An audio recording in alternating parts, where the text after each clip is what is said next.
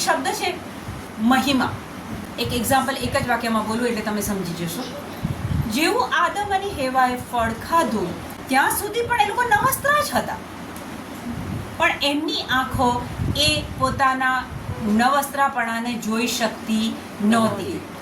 જે ક્ષણે ફળ ખાધું કે પ્રભુનો મહિમા એમને છોડીને ચાલ્યો ગયો. એ મહિમા પ્રભુ સિવાય કોઈ ના લઈ શકે. માર્ચ મહિનામાં આંબાના ઝાડ ઉપર નાની કેરી બેસે, પછી એમાંથી મોટું ફળ થાય. પ્રભુનો મહિમા છે.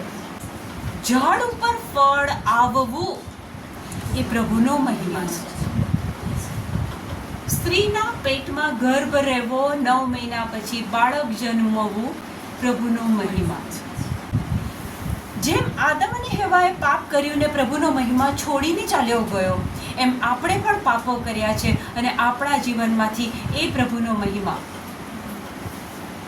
ગયા હોવાનો આપણે અનુભવ કરી રહ્યા છીએ.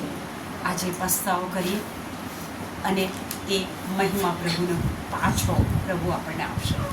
બધા આંખ બંધ કરો. પ્રભુ, અત્યારે હું તમારી પાસે આવું છું. પ્રભુ, અત્યાર સુધીના જીવનમાં મેં પુષ્કળ વખત તમારા પ્રેમનો, તમારી કૃપાનો મેં અનુભવ કર્યો છે. મારી લાયકાત ન હોવા છતાં પ્રભુ, તમે મને પ્રેમ કર્યો છે અને મને પુષ્કળ કૃપાથી ભરપૂર રાખી છે. પ્રભુ, અત્યારે હું તમારી પાસે આવું છું.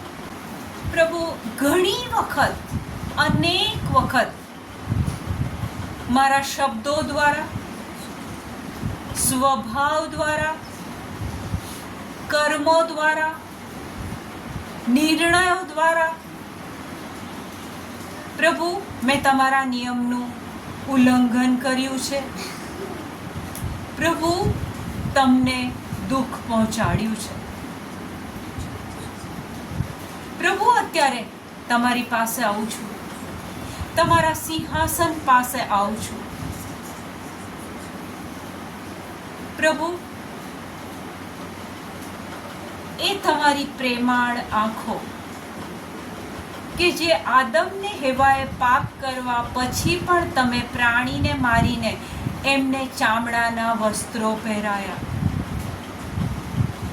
એ જ પ્રેમાળ પિતા, અત્યારે હું તમારી પાસે, તમારા સિંહાસન પાસે આવું છું. પ્રભુ, તમારો પ્રેમ અત્યારે મારી પર પુષ્કળ છે. પ્રભુ, અત્યારે કબૂલાત કરું છું, મારા પાપો, પ્રભુ, તમને ન ગમે એવા નિર્ણયો મેં લીધા છે. અહંકાર, હું જ સાચો. પ્રભુ, એક એક પાપ માટે માફી માંગુ છું. પ્રભુ, તમે એ ગંદા હૃદયમાં કેવી રીતના રહી શકો? પ્રભુ, આજે મારા દરેક પાપ માટે તમારી પાસે માફી માંગુ છું. પુષ્કળ લોકોને હર્ટ કર્યા છે, ખોટી બાબતોને સાચી સાબિત કરી છે.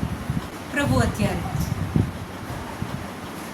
એ દરેક પાપ માટે માફી માંગુ છું.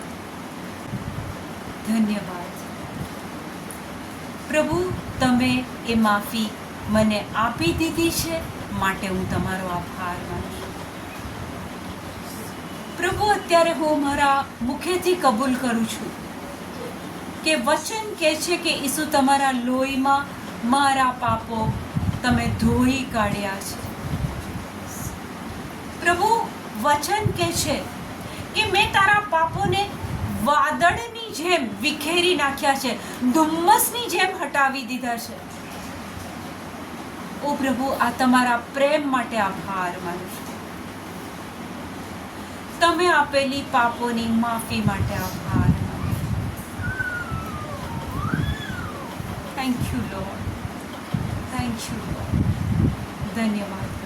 Thank you Lord. Thank you Lord. Thank you Jesus. એ બલિદાનમાં ઈસુ તમે મને શુદ્ધ કરી દીધી છે માટે આભાર માનું છું. ઓ ઈસુએ તમારા પ્રેમ માટે આભાર માનું છું. ઈસુ તમે ક્રુસ ઉપરથી પિતાને કહી દીધું કે આ શું કરે છે એનું એને ભાન નથી માટે માફ કરો. અને ત્યારે ઈસુ તમે મને માફી આપી દીધી છે, મારા વતી માફી માંગી લીધી છે, એ માટે હું તમારો આભાર માનું છું. ધન્યવાદ પ્રભુ. Thank you lord. Amen. Amen.